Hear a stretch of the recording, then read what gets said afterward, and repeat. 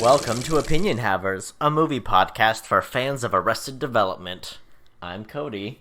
You stole... That's my joke, Tyler's joke, this guy's joke. I don't think you know what jokes are. You stole fizzy lifting drinks. I believe I was giving credit where credit was due. I was going to point out what an excellent observation you made. That's mine.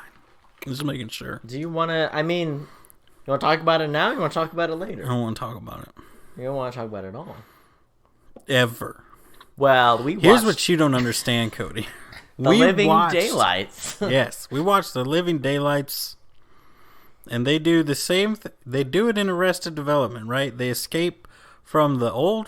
Where do they escape from? The hospital? Using that staircase car? Probably.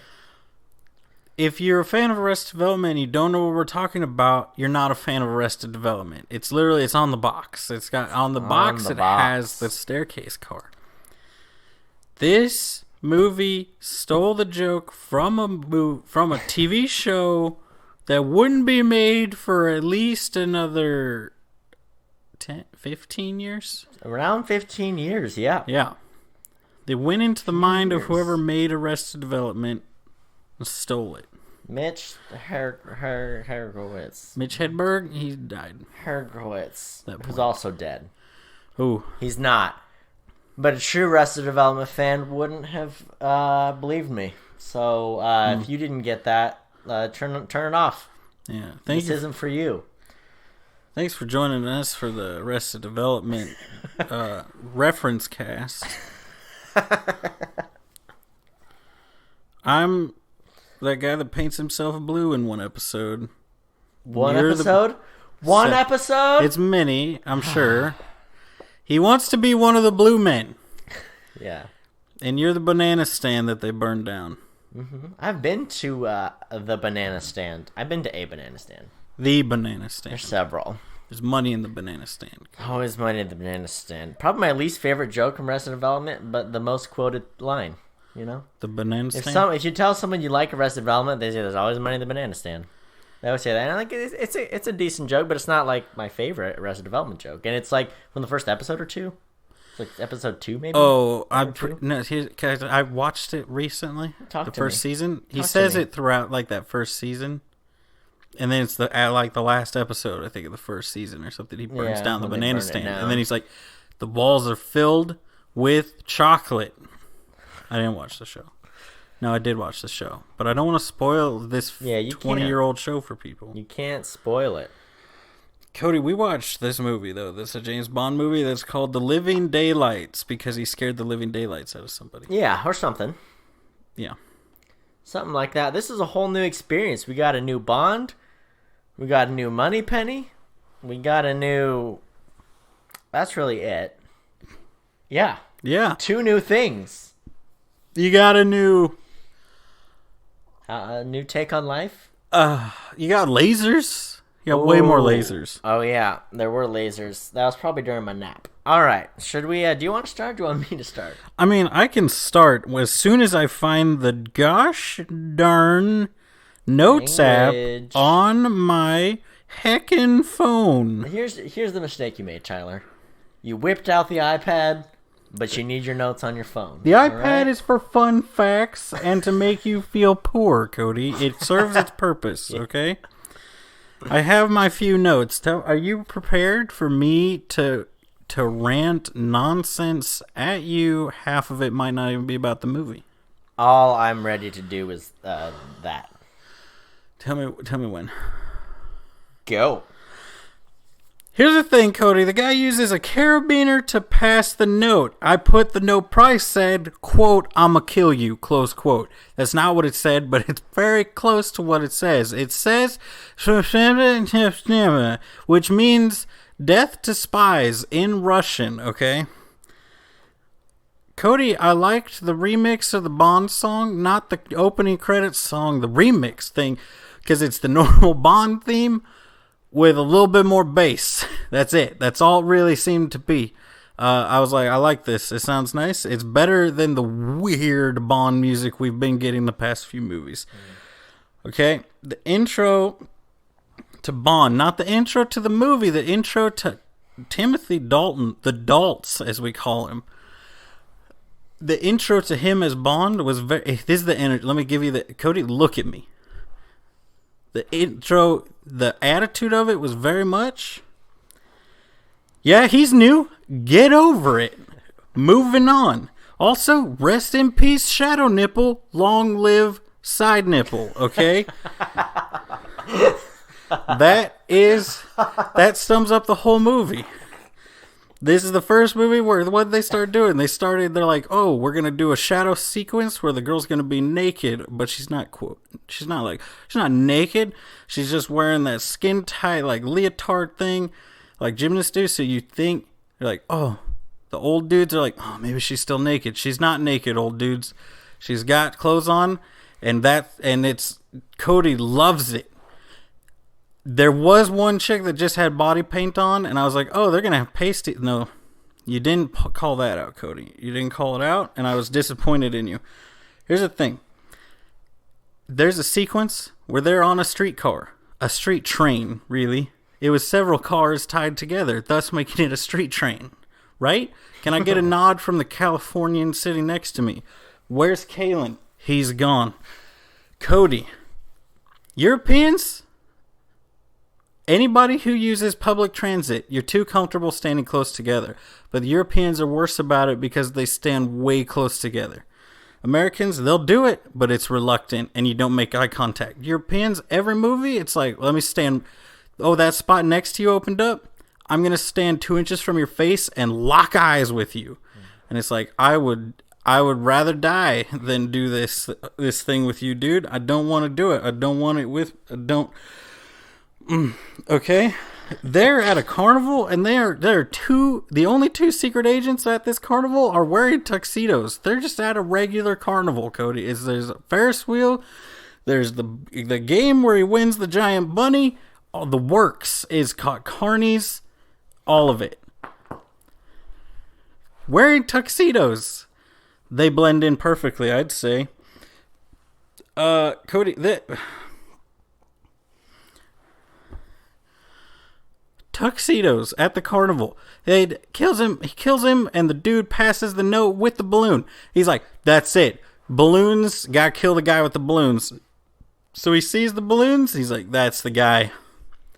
It's not like this guy could buy just one balloon, right? He's got a bunch of them, and he still got them. He didn't just let him go after this happened. He almost shoots a child, Cody. He almost shoots a child in the face. You're going to shoot him in the face. Why was he going to shoot the child in the face, Cody? Because his friend died. How did this secret agent of questionable ethnic descent, he's very white. He's talking about his brothers fighting for freedom. The only other group they reference doing that is in Afghanistan, but he's definitely Russian. I don't know who they are. Okay, I don't know who this guy is. But he's hot. That's what he is, Cody. He's super hot.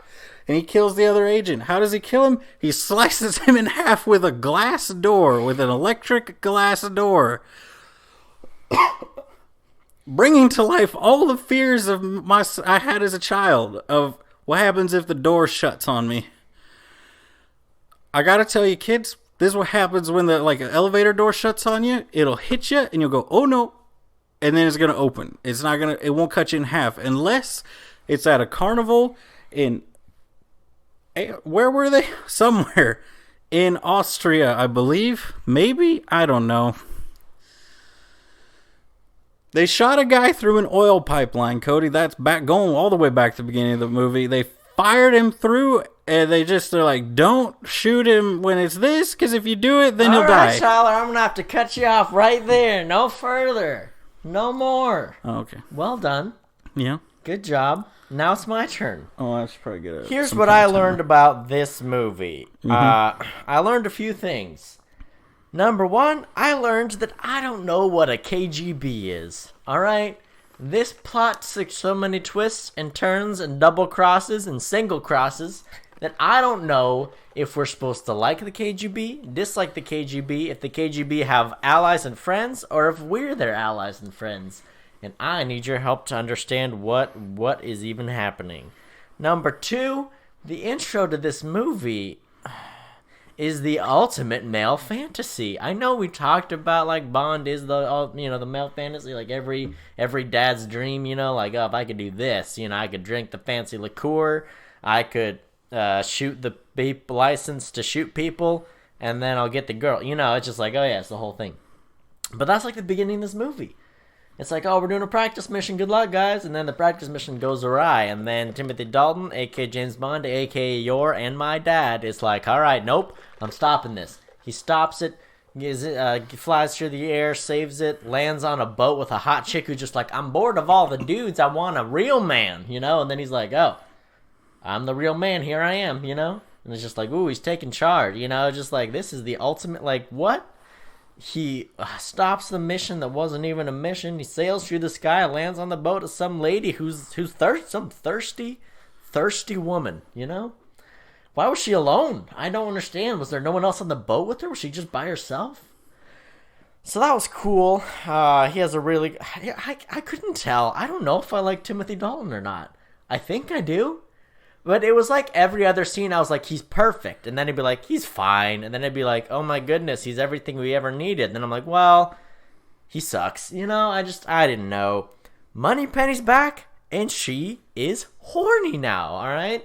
Old Moneypenny's like, this lady's like, oh, it would never work. And they just banter. And this one's like literally just like sighing and like fawning and being like, please come over to my house so we can Netflix and chill. But with Tchaikovsky, It was, I don't know, I can't tell if I like that either. There's a man named Georgi.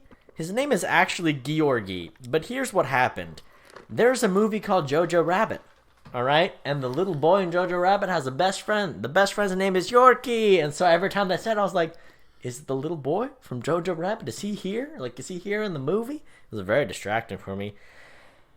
There's a Russian woman who seduces a controller at the gas company by unzipping her jumpsuit and kind of rubbing his face in her cleavage, and then she leaves and is like, how dare, what kind of woman you think I am? And then does like the worst, like, weird, I don't know, she was bad, she was a bad actress, but what a fun scene, I don't know, you brought it up, shadow nipples dead, side nipples a lot. I couldn't believe it. I was like, when the movie started, I was like, oh, they really turned a corner, They're over it. They're not doing the shadow nipple anymore. They've grown up. They've matured.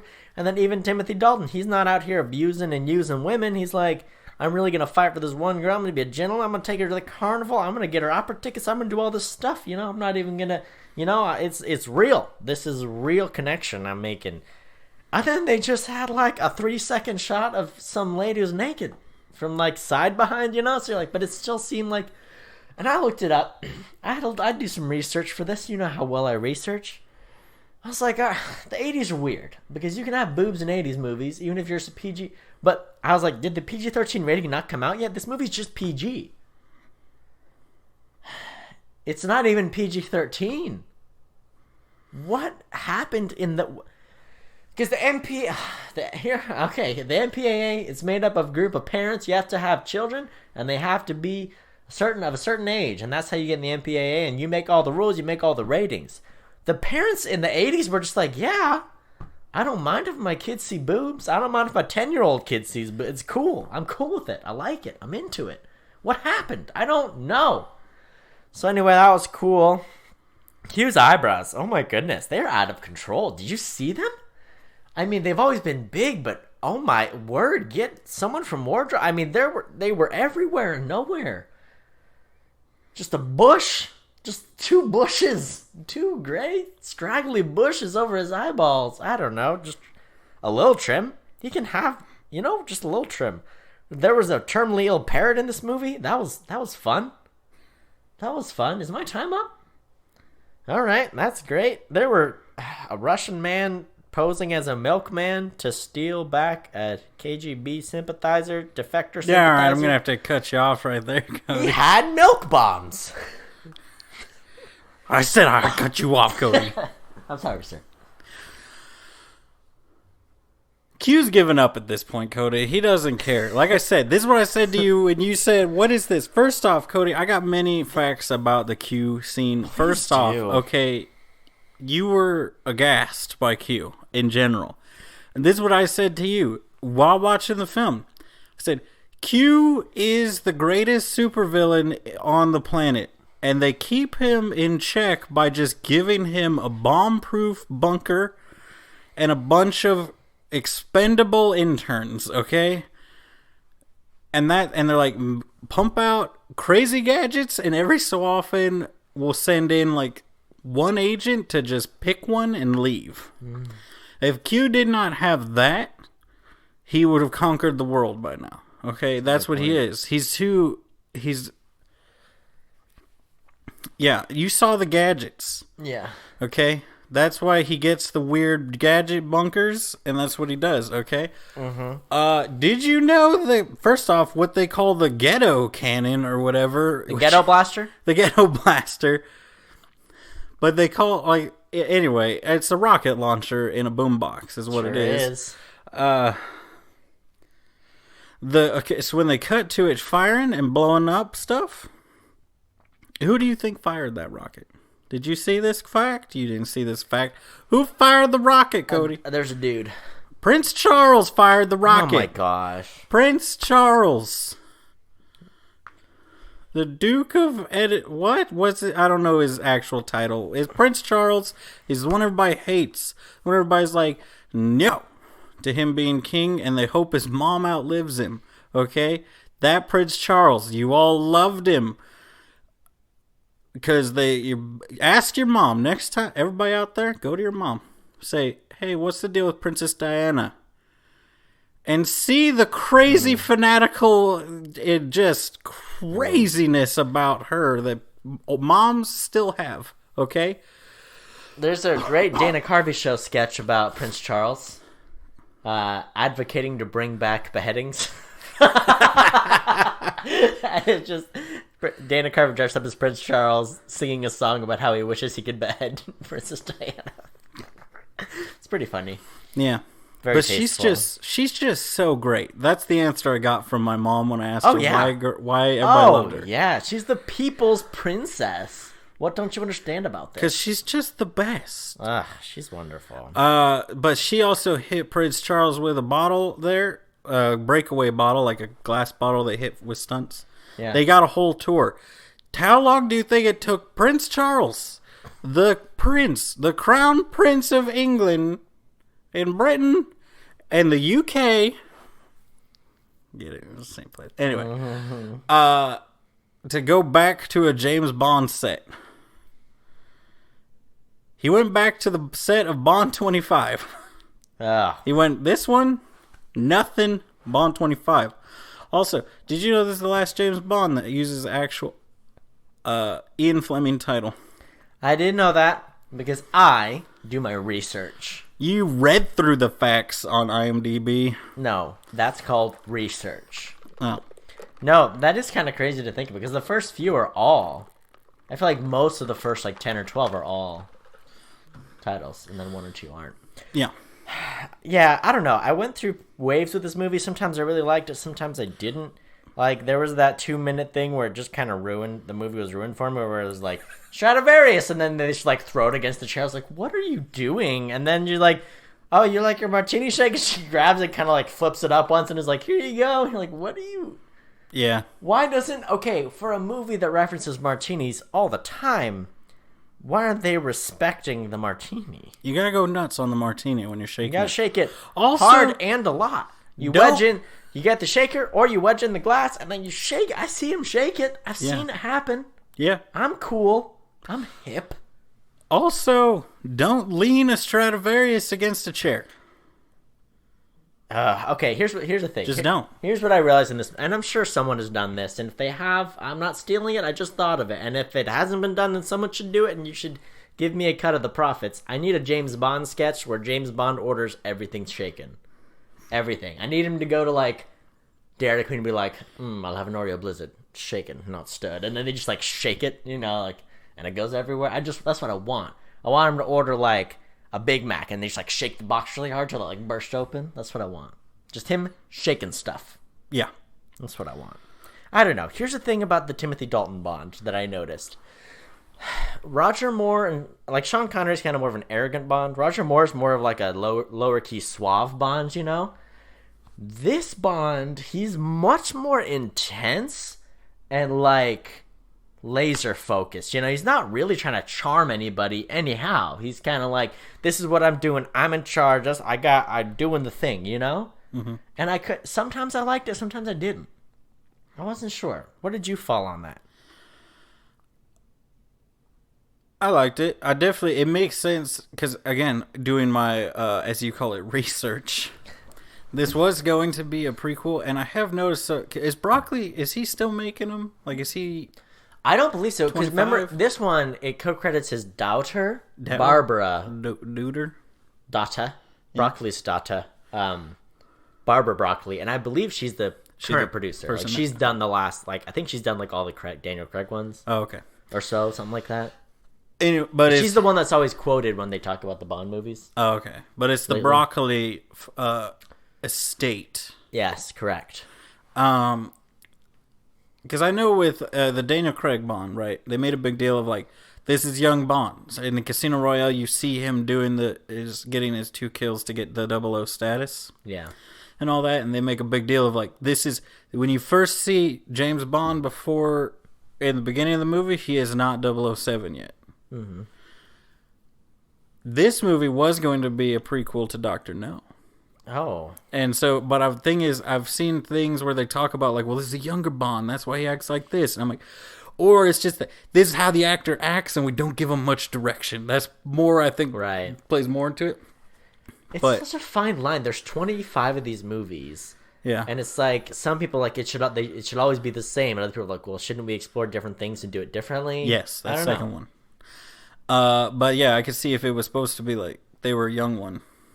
He's young, that he's like a young, like, I got my 00 status by always being like on mission, on finishing the job. Because even then, like, you think the guy's like, well, he asked specifically for you, and he's like, why? And he's like, because he thinks you're the best. He's just kind of like, oh, well, that's okay. Whereas the other Bond would be like, you're darn right I'm the best. Or he wouldn't have even asked why. He would have been like, of course he asked for me.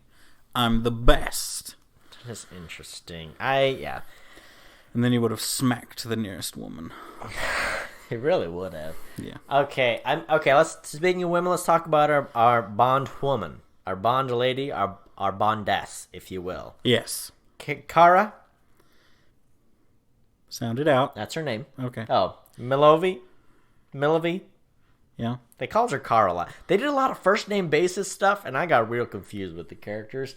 Once again, I did take a nice little nap in the middle. You did? I sure did, and you were trying to talk to me, and I didn't enjoy it. So I thought this was one of my more favorite Bondesses. Yeah. I know she's bad at a lot of stuff, but here's the thing. Number one, Bond really...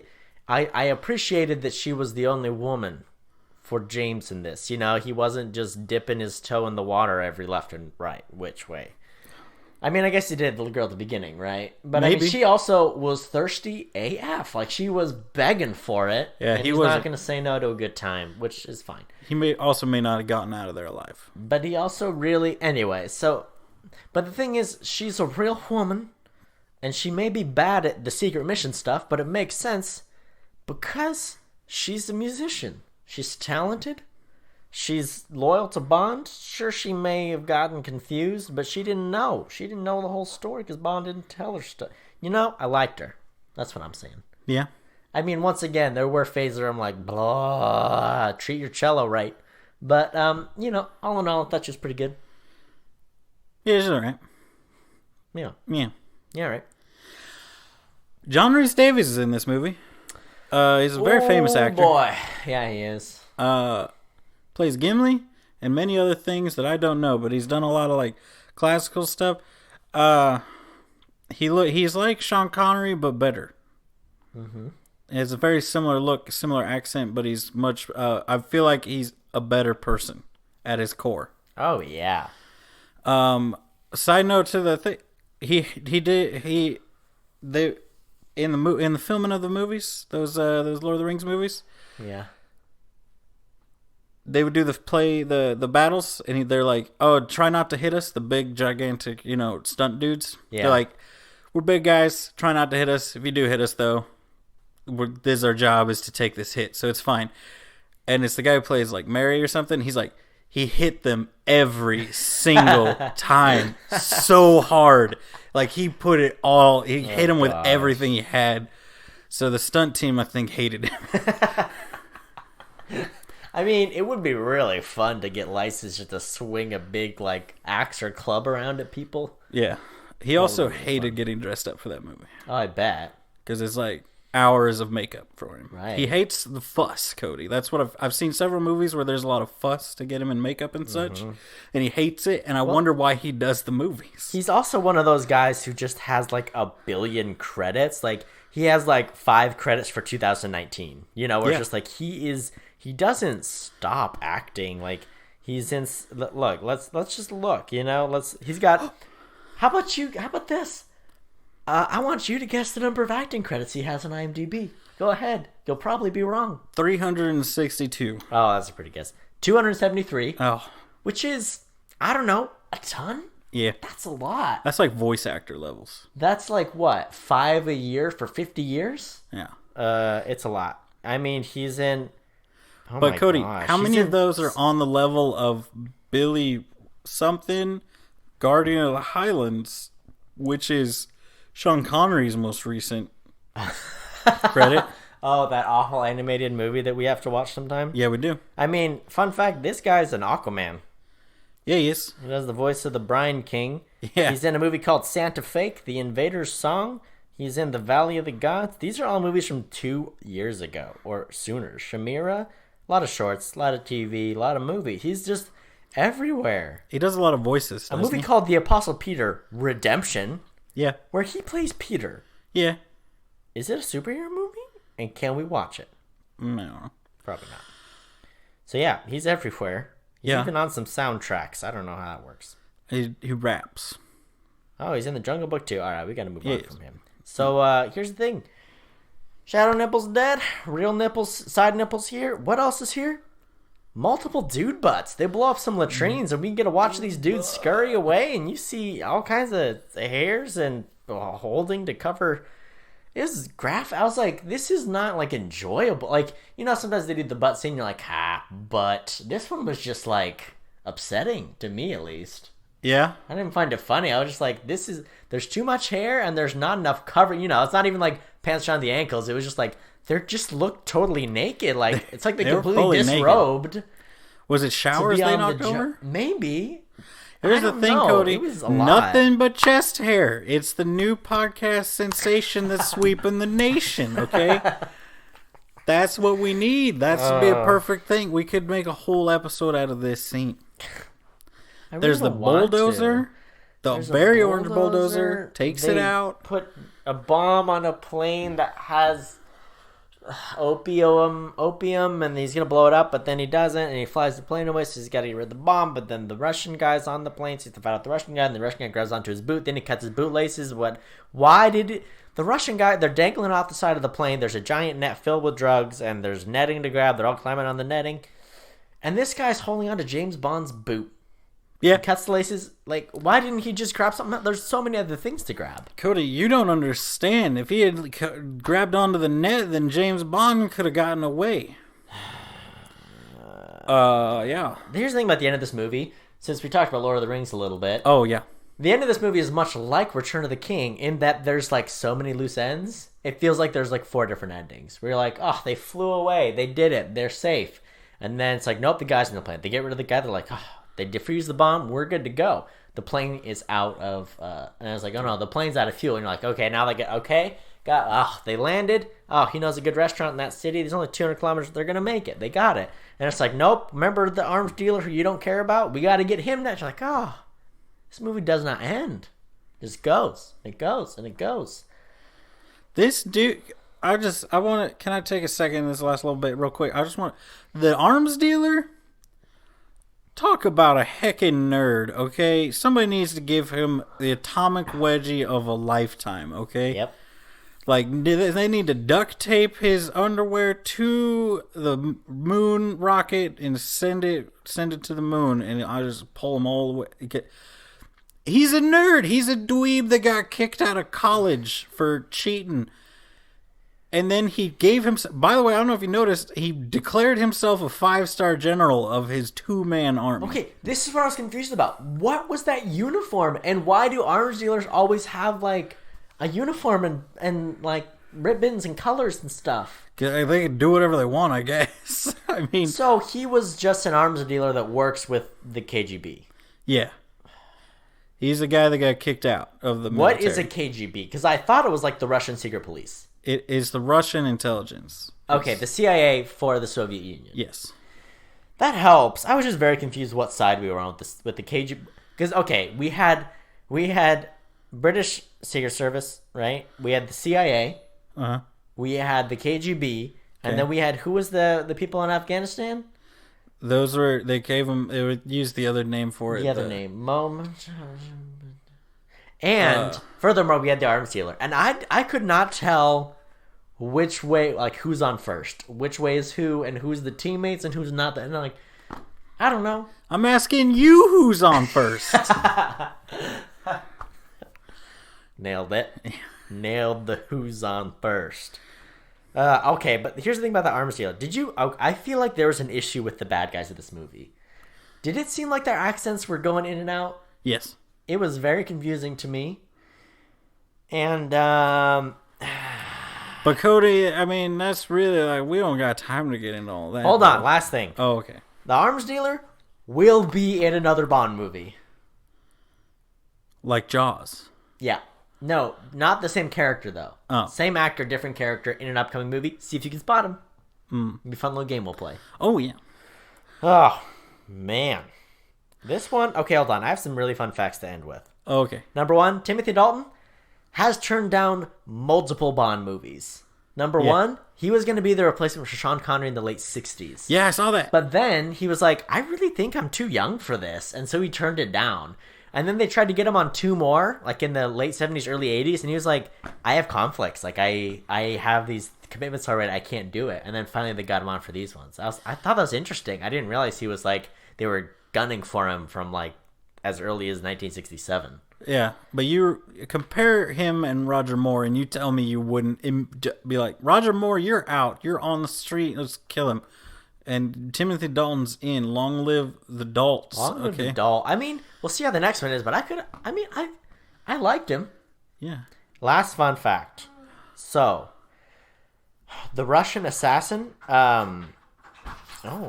looks like we have a surprise guest. Surprise guest. And guess what he's got? Wrenches. My wrenches. Yeah. All right, so here's my final fun fact. The guy at the beginning, okay, that was supposed to play the imposter Russian guy who does the whole opening sequence, you know? Yeah. Did you see this? Supposed to be a stuntman? It was supposed to be a stuntman. They were like, you know what? We should get a real actor. This guy was an out-of-work actor. His wife was out on business, and he was at home taking care of a baby. He decides, I do need this role. Left his baby with a neighbor. Left a note for his wife. Left to shoot the movie. What a hero. What a great man. Imagine living in a time where you could give your baby to your neighbor and leave. Just leave. Them's the rules. I could definitely give my baby to a neighbor. Yeah?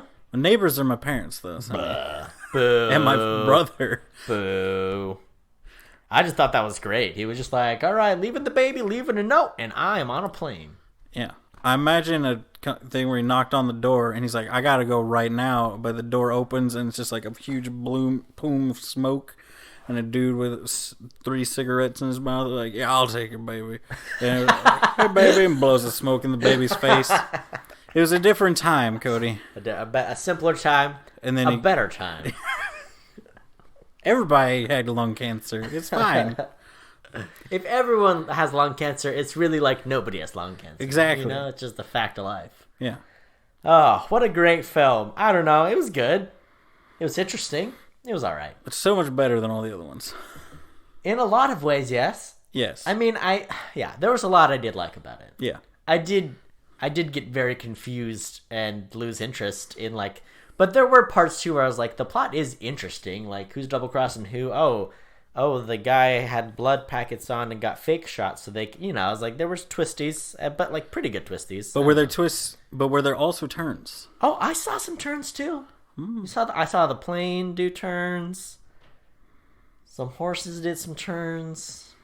Yeah. Yeah, all right. I think that's all the time we got for tonight, Cody. I think if you want to tell us about Bond movies and cellos and opium, you can tweet at Opinion Havers. Cody will probably tweet back. I definitely will tweet back. I'm very lonely on Twitter. And if you want to recommend us or share us, we're on everything. Podbean. Podmoose. Podgoose. The loose is goose and moose and what? And Podspruce. The all right, well. Is loose. Till next time, watch movies. Have opinions. Ooh. Pod caboose. That's another rhyme for you. Oh, yeah.